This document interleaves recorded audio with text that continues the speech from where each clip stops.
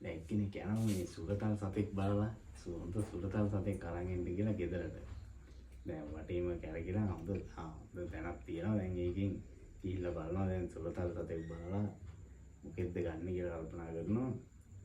බල්ලෝ set එකක් ඉන්නවා. ඉතින් බලු පැටවු එක වර්ගයේ බල්ලෝ සෙට් එකක් ඉන්නවා.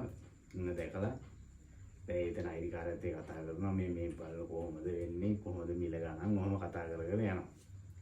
ඉතින් කියනවා මේ බල්ලා මෙච්චරයි මේ බල්ලා එහෙම කරලා එක ලස්සන බල්ලෙක් ඉන්නවා මූට කැමති හිතෙනවා මිනිහට.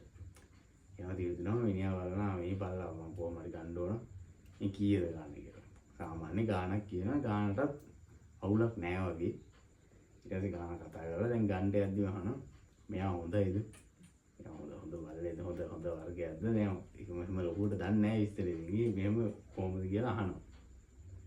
ඒවම කියනවා මේ සුපිරි බල්ලා. කෙලෙගුණේ දින බල්ලෙක්. ඒ මොකද එහෙම කියන්නේ? මීට කලින් 10 දිනකට විතර වික්කා. සතියෙන් ආවනේ මල් ළඟට ආයේ